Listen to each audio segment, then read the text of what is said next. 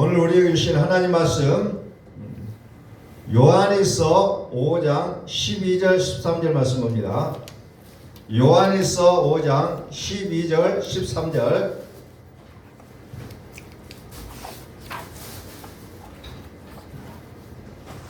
아들이 있는 자에게는 생명이 있고 하나님의 아들이 없는 자에게는 생명이 없느니라. 내가 하나님의 아들의 이름을 믿는 너희에게 이것을 쓰는 것은 너희로 하여금 너희에게 영생이 있음을 알게 하려 함이라. 아멘. 다시 한번 읽겠습니다. 요한일서 5장 12절 13절. 아들이 있는 자에게는 생명이 있고 하나님의 아들이 없는 자에게는 생명이 없느니라. 내가 하나님의 아들의 이름을 믿는 너희에게 이것을 쓰는 것은 너희로 하여금 너희에게 영생이 있음을 알게 하려 함이라. 아멘. 네, 한번 선포합니다. 하나님은 살아계십니다. 하나님은 살아계십니다. 이것이 성경의 전부예요. 성경의 핵심이 뭐냐? 하나님이 살아계시다는 거예요. 오늘 우리의 믿음이 하나님의 살아계신다는 것이 우리의 믿음이 되어야 된다는 겁니다. 율법이라는 건 뭐라고 했습니까? 각양의 믿음의 사람들이 열심히 살아내는 게 율법의 믿음이에요. 그래서 우리는 기도를 많이 하고 선교 활동을 많이 하고 봉사를 많이 하고 와 저분 믿음 좋네라고 얘기합니다. 근데 복음의 믿음은 뭡니까? 하나님의 살아계심을 믿는 거예요. 나의 열심이 아니라 하나님의 열심히 이것을 이루신 것을 믿는 거라는 겁니다. 율법적인 토대에서 열심히 살아내는 것과 복음은 항상 충돌되게 됐어요. 그래서 이 복음의 말씀을 들으면 율법적인 토대에서 말씀을 들으면 뭔가가 부딪힘이 일어나지만 충돌 현상이 일어나지만 하나님의 살아계신 그 믿음으로 듣게 되면 아, 이 말씀이 옳구나 아멘이구나 라고 다가올 수밖에 없다는 겁니다. 하나님이 하시는 선교, 봉사, 헌신은 정말 아름다운 것이지만 나의 열정을 태워서 율법적인 토대에 사는 것은 모든 게 다 이기적인 모습으로 바뀌게 되어 있다는 거죠. 로마서 4장 25절을 여러분들은 끊임없이 읽으시고 또 묵상하시며 읽고 묵상하는 모습들이 있어야 됩니다. 예수는 우리가 범죄한 것 때문에 내줌되고 또한 우리를 의롭다 하시기 하여 살아나셨느니라. 자, 우리는 이 문장을 보면서 우리는 내칠 수 있습니다. 하나님은 살아계십니다. 왜 살아계십니까? 오늘 성경은 짤막하게 얘기합니다. 우리를 의롭다 하시게 하여 살아나셨느니라. 왜 하나님이 살아계시느냐? 나를 의롭게 하게 하여 살아주셨다는 거예요. 자, 욥은 의롭게 거룩하게 살아내었던 욥이었어요. 그러나 성경 그것을 죄라고 얘기하죠. 사람들은 그것을 죄라고 말하는 사람이 드물더라고요. 정말 욥은 의로웠다. 정말 잘 살았다고 얘기합니다. 그러나 성경은 그것 자체도 죄라고 얘기하고 있다는 겁니다. 사도 바울은 율법으로는 흠이 없었어요. 그렇게 열심히 살아왔었어요. 그럼에도 불구하고 그것이 죄라는 걸 알게 되고 나중에 그리스도를 알고 나니까 그것을 배설물로까지 여겼다는 거죠. 사도 바울이 배설물로 여겼고 욥이 돌이켜서 이제 하나님의 의를 보기 시작했는데 과거의 것을 우리는 존중하고 그것을 본받으려고 하는 우리의 모습들이 있었다는 거죠. 오늘 여러분들은 복음의 말씀이 들립니까? 복음의 말씀이 들렸다면 정말 우리의 모습은 새로운 모습으로 바뀌어졌을 것입니다. 나의 의는 내가 열심히 살아낸 것이 아니라 하나님의 살으심이 의가 되어야 된다는 겁니다. 그래서 믿음 안에서 내가 무엇을 했다, 나는 무엇을 했다라고 자랑할 것이 하나도 없다는 거예요.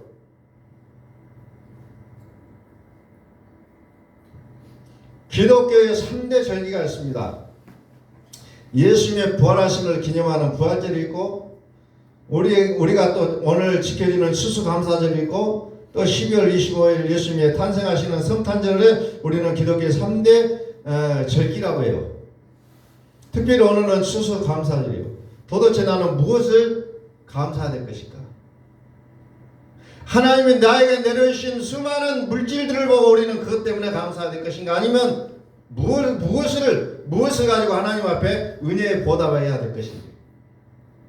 우리는 좀 다시 한번 기존에 우리가 신앙생활 해왔던 것들처럼 그냥 그렇게 생각할 것이 아니라 다시 한번 우리는 생각해봐요. 나는 과연 무엇을 인하여 감사할 것인가? 어떤 분은 그래요. 나는 하는 일마다 안 돼서 나는 감사할 것이 하나도 없다고 얘기하는 사람도 있습니다. 그 사람의 주는 누굽니까? 살아계신 하나님이 아니고 물질이라는 거예요. 환경이 주가 되어 있다는 겁니다. 나는 하나도 안 됐어요. 하는 것마다 죽었어요. 그런데 무엇을 감사해야 되는가? 오늘 믿음의 주요 온전케 하신 일을 우리는 다시 바라보셔야 된다는 거죠. 오늘 우리의 추수감사절은 각각의 믿음이 녹아져서 드려지는 귀한 예배가 될 수 있기를 소원합니다. 하나님은 지금도 말씀하세요. 내가 너희를 지명하여 불렀나니 호명하여 불렀나니 내가 각각을 한 사람 한 사람 콕콕 찔러서 이름을 불러서 불러냈다고 얘기하고 있습니다. 다시 말해서 로마서는 뭐라고 합니까? 하나님의 영으로 인도함을 받는 자만이 하나님의 아들이라고 했어요. 오늘 하나님을 영으로 만나는 감동이 있으시기를 주의 이름으로 소원합니다.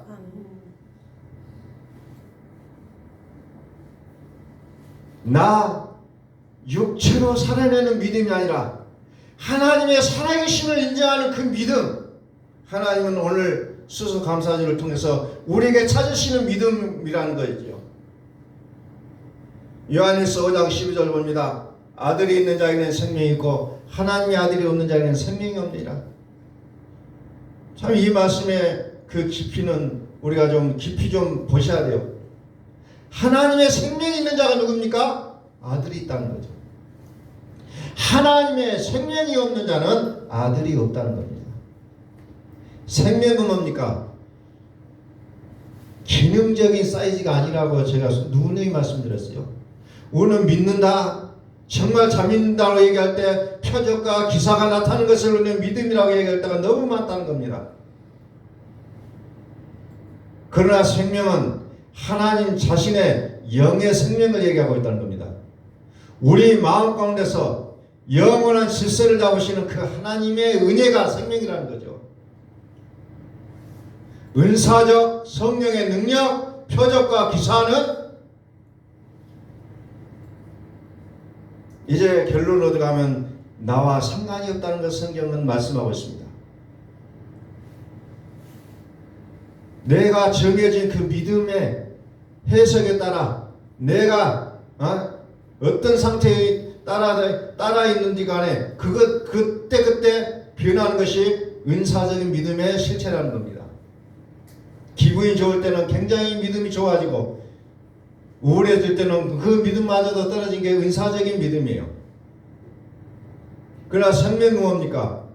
육체적인 생명이 아니에요. 이건 하나님의 인격이라는 거죠.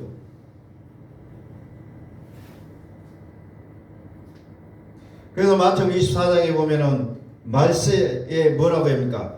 그리스도가 여기 있다 저기 있다 표적과 기사가 나타나고 수많은 일들이 벌어지만 너희는 거기에 가지 말라고 얘기하고 있다는 거죠.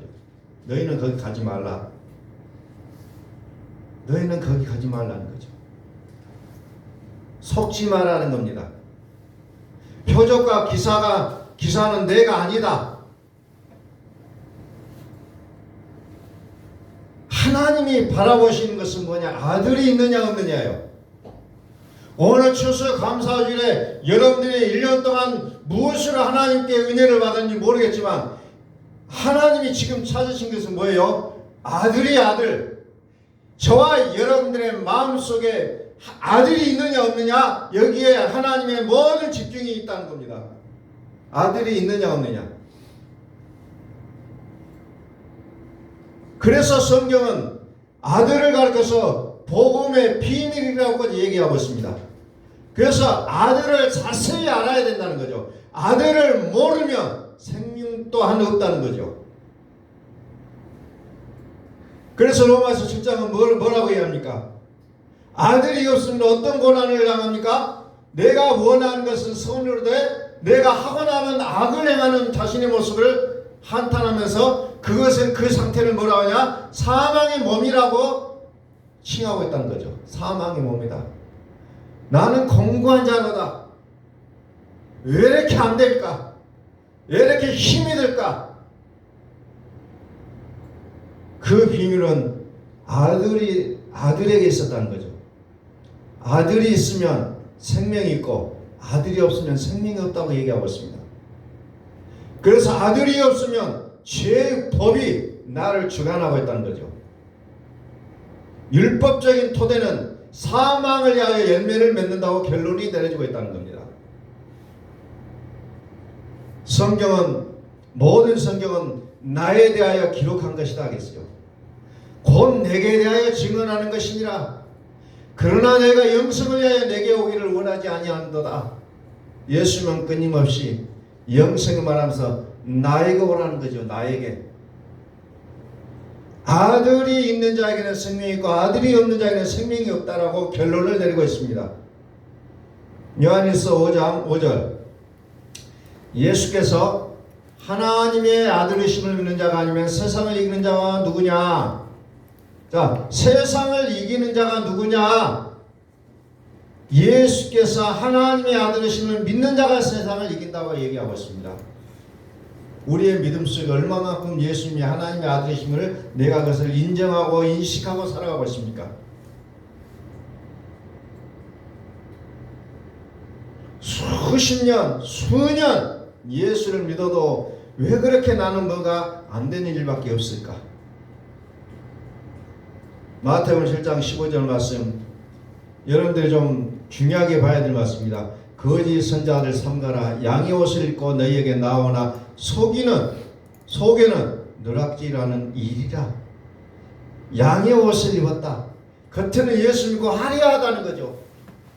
얼굴은 정말로 착하게 생겼고 그냥 뭔가 그럴싸하게 보이는데 속에는 일이라는 겁니다. 일이.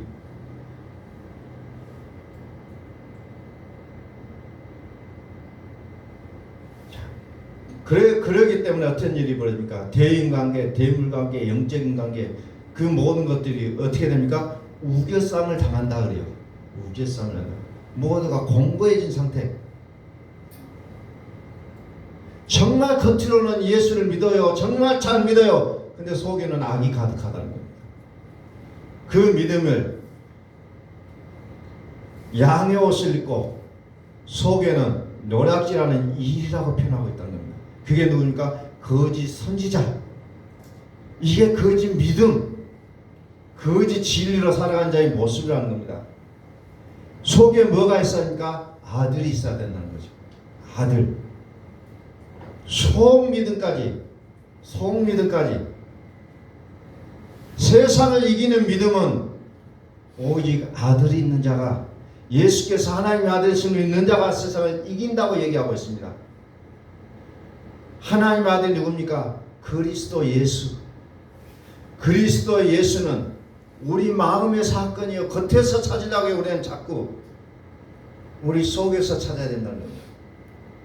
계시록 전체로 보면 영여 예비며 마귀라고 했는데 이것을 이겨내는 것이 요한계시록 전체의 믿음이라는 것을 성경 우리에게 말씀하고 있다는 겁니다. 영여 예비며 마귀는 뭡니까? 사망을 얘기하고 있어. 사망.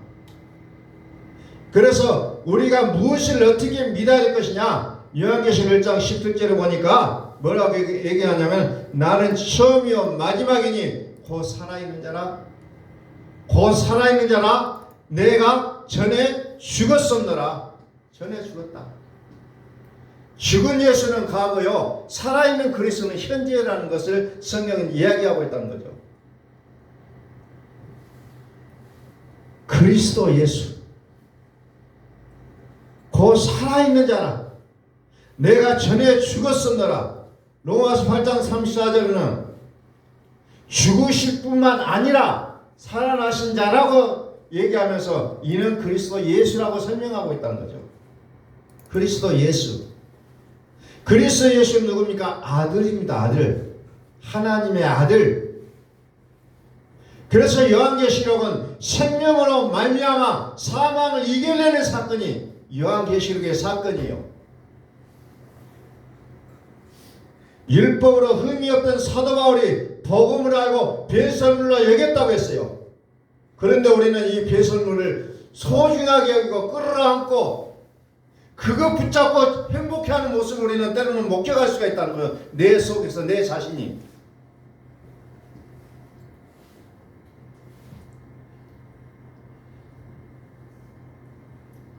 우리의 회개하는 모습도 어찌 보면 좀 진보가 있어야 된다는 거죠. 그동안에 나는 어떤 도덕적인 죄를 회개했다면 이제는 내 안에 아들이 없음을 우리는 고백해야 된다는 겁니다. 내 안에 불법이 있음을 고백하고 내가 율법으로 살아오려고 했었던 것들을 고백해야 된다는 거죠. 그것이 요한일서 1장 9절에서 말하는 회개를 얘기하고 있다는 거죠. 곧 살아있는 자라. 곧 살아있는 자라. 능력과 표적을 넘어서 하나님의 살으시는 그 믿음이 아니면 우리는 아픔과 눈물과 고통과 근심과 염려와 이런 것들이 가득 차게 되어 있다는 거죠. 그러나 생명을 주신 살아계신 그분이 내 안에 계신다면 그것들이 우리를 좌지우지할 수 없게 된다는 사실을 성경은 말씀하고 있습니다. 전에는 죽었었노라. 그러나 이제는 살아있는 자라. 그분의 이름을 우리는 그리스도 예수라고 얘기하고 있습니다. 그리스도 예수 안에 있는 생명의 성령의 법이라고 얘기하고 있습니다. 우리는 이 생명의 성령을 법에 우리는 붙잡혀야 될 것인데 죄의 법에 끌려가고 있는 나 자신을 목격할 때가 너무 많음을 우리는 안타까워해야 된다는 거죠. 요한일서 5장 6절 이는 물과 피로 임하신 이시니 곧 예수 그리스도시라. 물로만 아니요 물과 피로 임하셨고 증언하는 이는 성령이시니 성령은 진리니라. 여기 보니까 물과 피다. 하나님의 아들이 누구냐? 물과 피다. 예수 그리스도인데 그분은 물과 피로 임하셨다. 물과 피로 임하셨다. 처음과 나중이라. 처음과 나중. 시작과 끝이라. 이른 비와 늦은 비다. 성경은 끊임없이 이렇게 비유로 설명하고 있습니다. 그래서 영적으로 알지 못하면 문자로 해석하고 그러면 영이요 에피미요 마귀가 우리를 사로잡게 되어 있다는 것이 성경의 원칙이라는 겁니다. 물은 예수요 피는 그리스도를 얘기하고 있습니다. 그래서 예수로만 우리가 믿는다면 안 되는 것이고 예수 그리스도를 믿어야 된다는 거죠. 즉 예수가 그리스도심을 믿어야 된다는 거죠. 예수가 그리스도심을 부인하는 자가 거짓 선지자는 거예요. 그런데 나는 예수가 그리스도를 믿어요 하지만 그걸 스쳐 지나가고 있다는 거죠. 로마서 10장 17절에서 우리의 믿음이 어떻게 살아난다고 얘기했습니까? 그러므로 믿음은 어떻게 해야 되냐면 들음에서 난다는 거예요.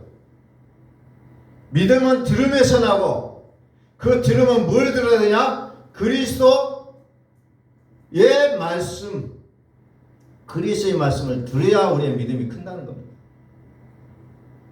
나는 교회 열심히 다녔어요. 나는 봉사 많이 했어요. 그래서 되는 것이 아니라 그리스도의 말씀을 들어야 믿음이 큰다는 겁니다. 그리스도의 말씀을 들어야 믿음이 커요. 그러므로 우리는 그리스도의 말씀에 우리가 붙잡혀야 되지 어떤 세상의 환경이나 어떤 조건이나 어떤 사람들과의 관계 속에서 그걸로 우리의 기준을 잡으면 안 된다는 거예요. 오직 우리의 주파수는 그리스도의 말씀에 맞춰야 된다는 거죠. 그리스도의 말씀에. 그리스도의 말씀에 우리는 닻을 내려야 되는 거예요. 그래야 안전하다는 겁니다. 그러나 세상의 소리는 우리를 자꾸 요동케 하고 불안하게 하고 눈물 나게 하고 근심하게 만드는 것들밖에 없다는 거예요. 오직 우리의 영혼의 닻은 오직 그리스도에게 있다는 거죠.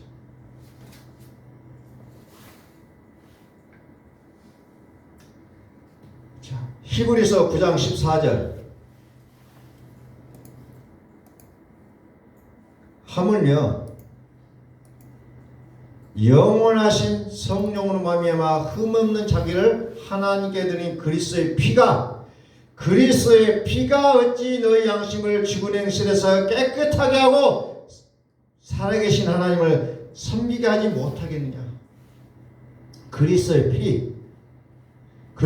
피가 우리의 양심을 깨끗하게 하고 살아계신 하나님을 섬길 수 있게 한다는 거죠. 섬길 수 있게 한다. 그리스도의 피가. 예수님은 우리의 범죄함을 위하여 죽어주셨어요. 그리스도는 우리를 의롭다게 하여 살아나셨다는 거예요. 나는 전에 죽었었느라 예수님의 죽음이 전제가 되지 않는 믿음도 가짜요. 예수님의 살아계시는 믿음이 없다면 그것도 가짜라는 거예요. 예수님의 죽음과 살으심이 나의 믿음이 되어야 된다는 거죠.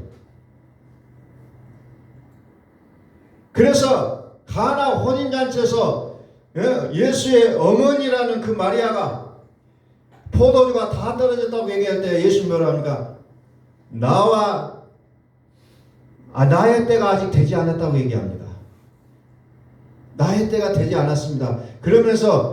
그러니까 예수님의 어머니가 뭐라 합니까? 6항아리의 물을 가득 채워라. 가득 채우니까 포도주가 됐다는 거예요.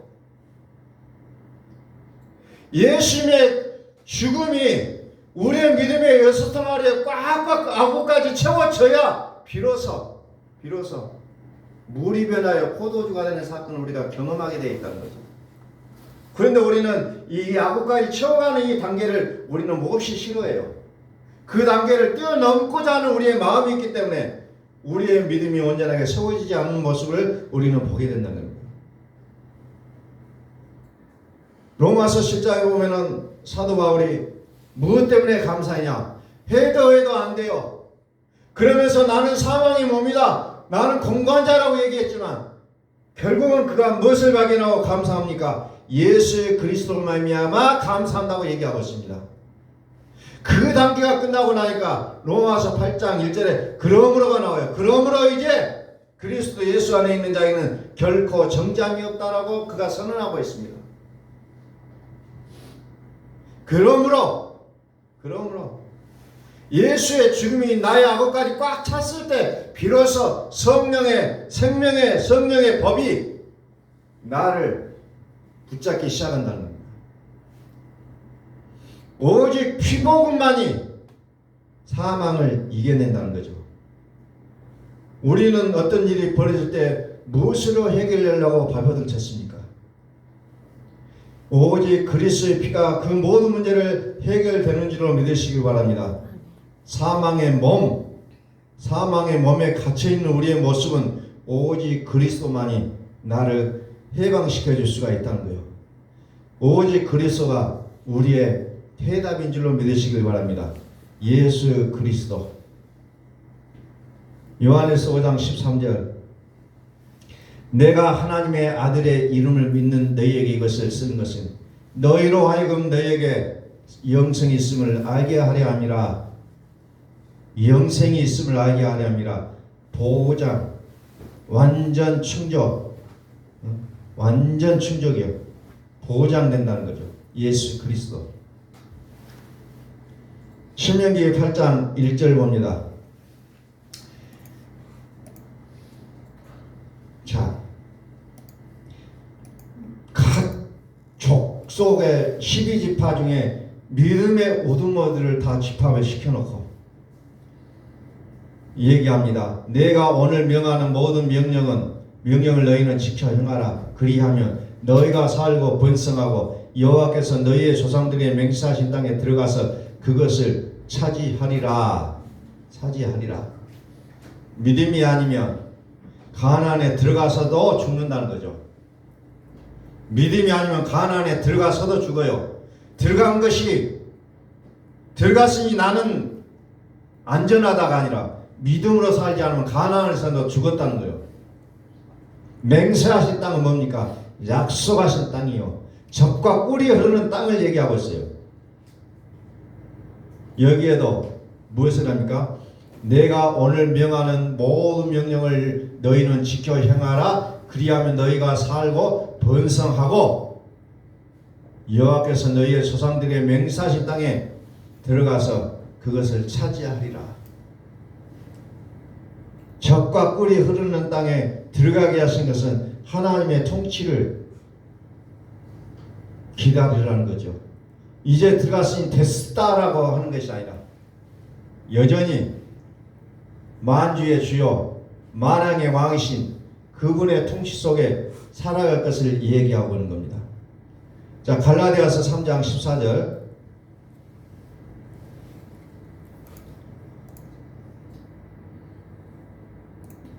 이는 그리스도 예수 안에서 아브라함의 복이 이방인에게 미치게 하고 우리로 하여금 믿음으로 말미암아 성령의 약속을 받게 하려 함이라. 성령의 약속, 성령의 약속. 15절. 형제들아 내가 사람의 예대로 말하느니 사람의 언약이라도 정한 후에는 아무도 폐하거나 더하거나 하지 못하느니라. 이 약속들은 아브라함과 그 자손에게 말씀하신 것인데 여럿을 가리켜 그 자손들이라 하지 아니하시고 오직 한 사람을 가리켜 내 자손이라 하셨으니고 그리스도라. 즉 약속은 무엇을 얘기하냐? 그렇게 구약에서나 신약에서는 약속의 땅을 얘기했는데 그 약속이라는 말이 무슨 말이냐? 그리스도를 가리켜 말한다 라고 얘기합니다. 그리스도. 성령의 약속은 그리스도를 얘기하고 있다는 거죠. 자, 19절. 그런즉 율법은 무엇이냐? 범법함으로 되어진 것이라 천사들을 통하여 한 중보자의 손으로 베푸신 것인데 약속하신 자손이 오시기까지 있을 것이라. 그러니까 이 율법이 약속하신 자손, 즉 그리스도가 오실 때까지 필요하다는 건데 그리스도가 오셨다고 믿는 사람마저도 여전히 율법 속에 갇혀 살아가면 생명이 없는 자라는 거죠. 여전히. 믿음의 율법의 믿음은 열심이에요. 그러나 그것은 생명이 아니었다는 거예요. 하나님의 살으시는 생명으로 우리가 사는 모든 것이 하나님의 하시는 일이 돼야 된다는 거죠. 내가 열심히 했어. 내가 믿음으로 이렇게 살았더니 하나님 복을 주셨어가 아니라 하나님이 하신 일이었다고 고백하셔야 된다는 거죠. 하나님이 하셨다. 내가 한 것은 아무것도 없지만 오직 하나님이 하게 하셨다는 거예요. 그게 약속을 믿는 믿음의 사람들이라는 거죠. 그래서 결국은 뭡니까? 22절에 약속을 믿는 자들에게 주려고 성경을 모든 것을 비밀로 해놨다는 거죠. 주기에서 하나님 주기에서 성경을 비밀로 해놓고 그 비밀을 아는 자에게 약속을 허하노라 말씀하십니다. 요한복음 12장 50절에 보니까 명령이 영생이라고 고백합니다. 나는 그의 명령이 영생인 줄 아노라. 그러므로 내가 이루는 것은 내 아버지께서 내게 말씀하신 그대로니라 하시니라. 명령이 약속이다. 이렇게 고백합니다. 약속. 성경에서 약속은 그리스도를 얘기하고 있다는 거죠. 약속하신 자손 여기까지. 그러므로 우리의 회개는 율법의 토대에서 믿음 생활을 해야 했던 것을 고백하는 것이 우리의 회개가 돼야 된다는 거죠. 하나님의 영으로 인도함을 받아야 하나님의 아들들입니다.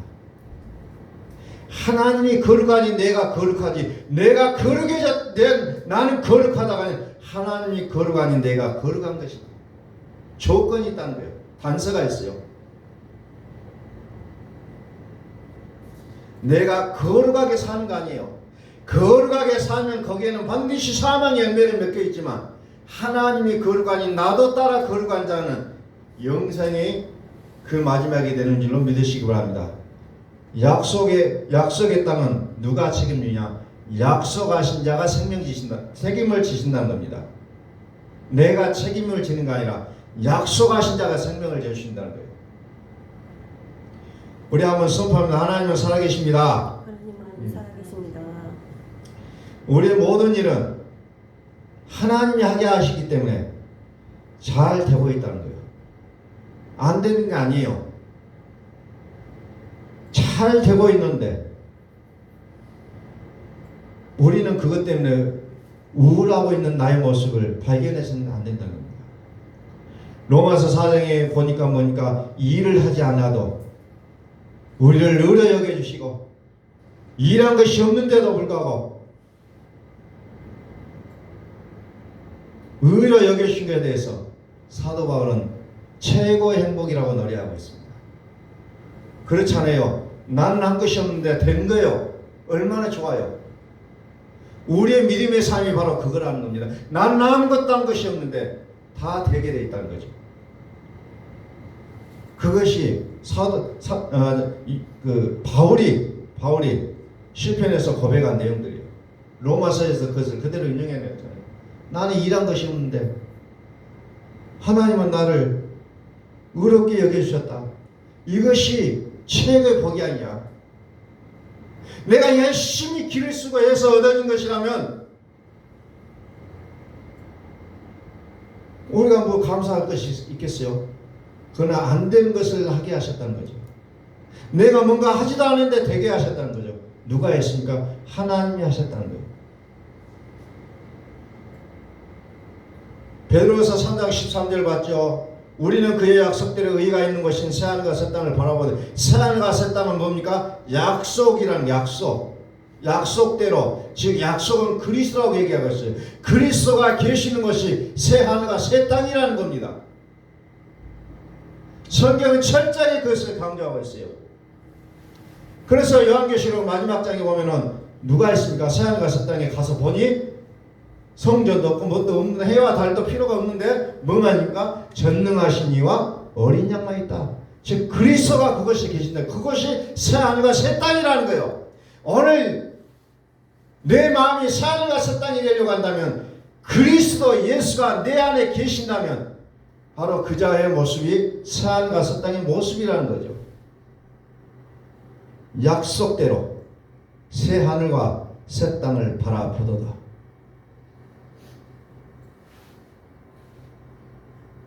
자, 고린도전서 8장 5절에 보니까 이런 말이 있어요. 비록 하늘에나 땅에나 신이나 불리는 자가 있어 많은 신과 많은 것 하늘에나 땅에나 뭐가 있습니까? 많은 신과 많은 주가 있다고 했습니다. 그러니까 이것을 문자적으로 봐보면 뭔가 개운하지 않아요. 영어로 보셔야 돼요. 성경은.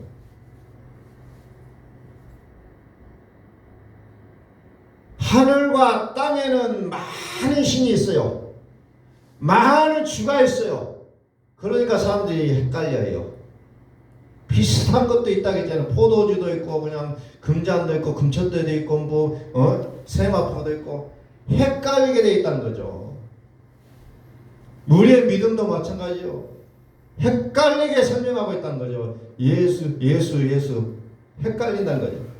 포도주 수많은 것들을 헷갈리게 하네요. 그러나 우리에게는 한 하나님 곧 아버지가 계시니 만물이 그에게서 났고 우리도 그로 인하여 있고 또한 한 주 예수 그리스도께서 계시니 만물이 그로 말미암고 우리도 그로 말미암아 있느니라. 만주의 주 만왕의 왕 요한계시록에 보면 그분이 짠하고 나타나잖아요. 만주의 주시여 만왕의 통치자. 통치자의 모습으로 짠하고 나타납니다. 그분의 이름이 그리스도라는 분이죠. 우리는 성경 볼 때 문자로만 아시면 안 되고 영으로 알아야 되고 영으로 하나님을 만나셔야 된다는 겁니다. 그래야 거기에 생명이 있는 거예요.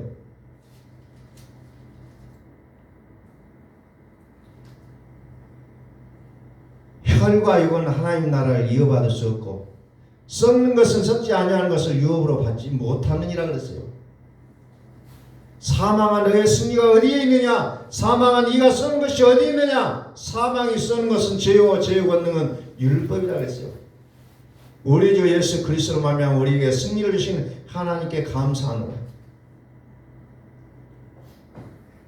믿음으로 말미암아 그리스도가 너희 마음 가운데 계시게 하시고, 믿음으로 말미암아 그리스도가 너희 마음 가운데 계시야 된 것을 사도 바울은 에베소 교회를 향해서 기도해주고 있는 내용이에요. 예수 믿고 내가 열심히 사는 것이 아니라 예수 믿고 내 안에서 영원토록 떠나지 아니하시는 하나님이 살아주시는 그 믿음, 그 하나님을 오늘 우리에게 원하고 계심을 우리는 다시 한번 발견하게 됩니다. 전에는 죽었으노라 곧 살아있는 자라. 살아있는 그분의 실체가 현재의 모습이라는 겁니다. 생명 대신 하나님으로 살아야 우리의 삶에 모든 우겨싸움에서 해방되어지고 우리의 삶에 잘 되어지는 모습만 보여지게 되어 있다는 거죠. 육으로 살려고 발버둥 치는 나의 모습을 더 이상 보지 마시고 이제는 하나님의 살아계심을 우리가 목격하는 자들 될 수 있기를 소원합니다. 우리는 믿음 생활하는 사람들을 만나서 얘기해 보면은 자기가 정해놓은 믿음이 있더라고요. 이거 안 해주면 안 돼요. 그거 안 되면 목사도 싫고 교회도 싫고 하나님도 싫어요. 자기가 정해놓은 그 믿음, 그건 무서운 율법이에요. 지난주에도 그런 분을 만나서 이야기를 들어봤어요. 자기가 정해놓은 게 있다는 거죠. 그건 내려놓으시라고 제가 말씀을 드렸어요. 자기가 정해놨어요. 그러니까 자기 생각대로 안 되면 다 믿음이 잘못되어 있는 거예요. 그런 사람들이 너무너무 많다는 거죠.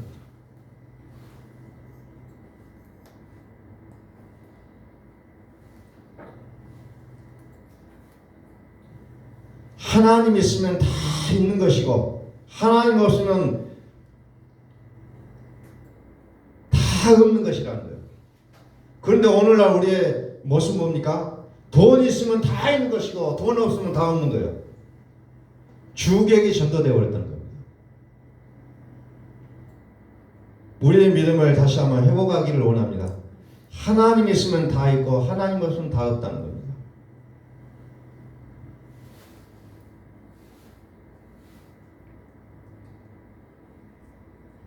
신명기 8장 말씀 보고 이제 말씀을 좀 정리해 보도록 하겠습니다. 신명기 8장 17절.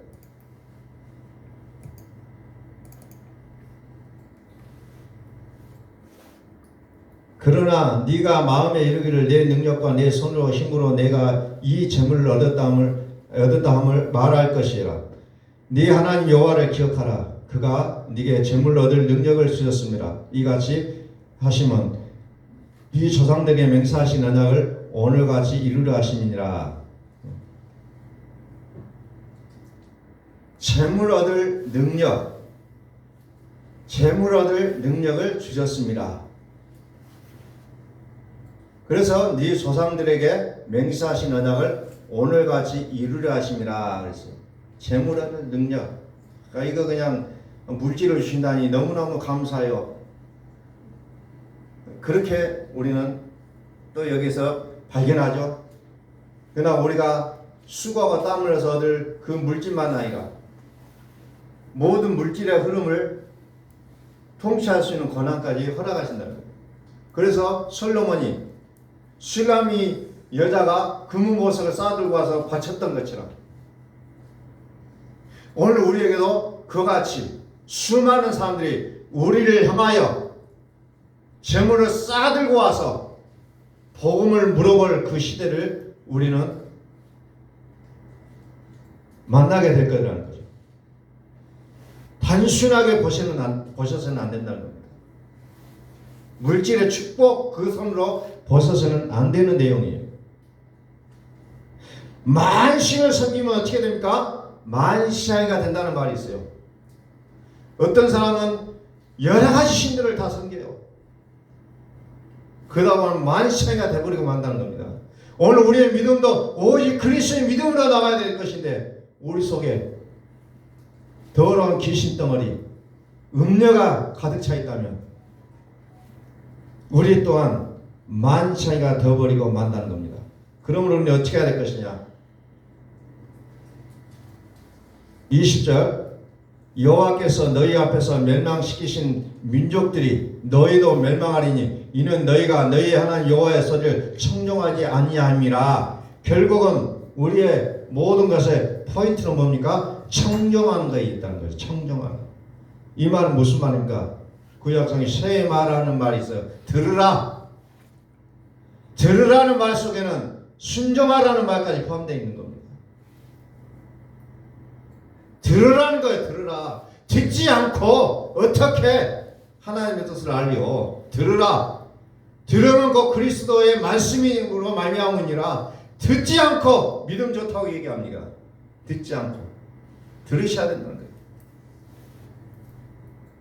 우리의 믿음을 이 시대에 조금 우리가 좀 긴장감을 가지고 믿으시라고 말씀을 드리고 싶어요. 우리가 드려지는 이 예배가 사람이 많이 모인 교회들처럼 그냥 많이 모이면 사람들이 긴장해서 막 빨리빨리 모이기도 하고 그래요. 그러나 숫자가 적을수록 느슨해진다는 겁니다. 그 우리의 믿음의 주가 다르기 때문에 그렇다는 거예요. 그런 거와 상관없이 오직 그리스도가 나의 주요 나의 왕이시라면 사람의 정권만이 아니라 오직 그리스도를 경배하고 있는 마음의 소원이 우리 속에 불일 듯 일어나야 될 줄로 믿습니다. 그런데 우리는 사람에게 보이는 모습으로 살아오는 습관들이 있기 때문에 사람이 많으면 열심히 하고 사람이 적으면 느슨해지는 우리의 실체가 있다는 거죠. 성경은 말합니다. 청종하라는 거예요. 청종하라는 들으라와 순종하라는 말이 같이 들어있는 겁니다. 내가 예수를 믿는다는 것은 그분의 말씀을 그분의 명령을 영생으로 아는 믿음이 있어야 된다는 거예요. 영생으로 아는 믿음. 그냥 귀로 듣고 흘려버리는 그런 믿음이 아니라 정말 그 말씀을 듣고 생명으로 여기고 그 말씀에 복종하는 그 믿음이 우리 속에 적용되어지는 그 순간까지 있어야 된다는 겁니다. 왜? 모든 피조물도 하나님의 아들들이 나타나는 걸 고대한다는 겁니다. 여기는 대인관계, 대물관계, 모든 관계들이 다 포함되어 있어요. 그 속에서 이제 질서가 잡히는 그날을 성경은 우리에게 말씀하고 있다는 겁니다. 왜 안 되지가 아니라 내가 하나님의 아들이 되어가는 것이 우리에게는 필요하다는 겁니다. 하나님의 아들이 되어야 돼요. 그러면 천사들도 우리를 도우러 온다는 거죠. 그 천사는 어떻게 섬기는 영이라겠어요. 천사 별거 아니에요. 우리가 부러울 대상이 아니에요. 천사는 하나님의 아들을 섬기라고 보냄을 받은 자들이에요. 그러니 내가 하나님의 아들이라면 천사를 부리는 자가 되어야 된다는 겁니다.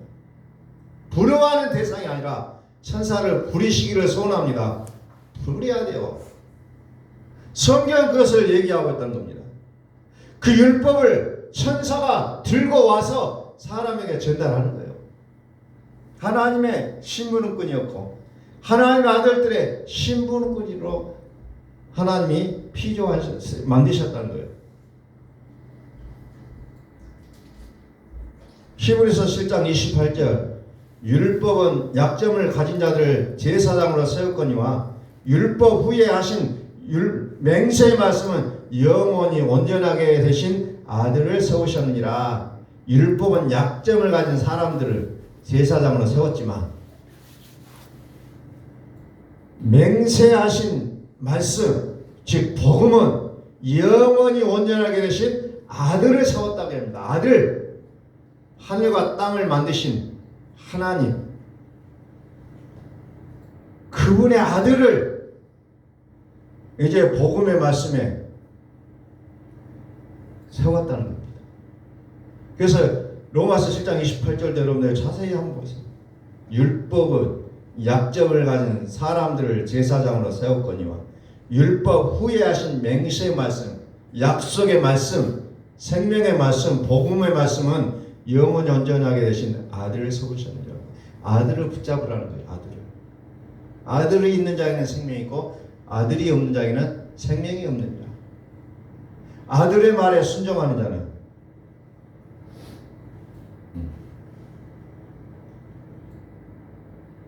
요한복음 3장에 보니까 아들에게 순종하라. 아들에게 순종. 그래서 아들이에요. 복음에서는 아들. 구약에서는, 율법에서는 제사장이에요. 제사장. 누가 뭐래도 제사장. 그러나 복음 시대에는 아들을 붙잡아야 됩니다. 아들. 그 주체가 달라졌어요. 아들을 붙잡는 우리의 모습 속에 영원한 생명이 이제 왕노릇하는 우리의 삶이 되어지기를 예수 그리스도로 축원합니다. 기도하겠습니다.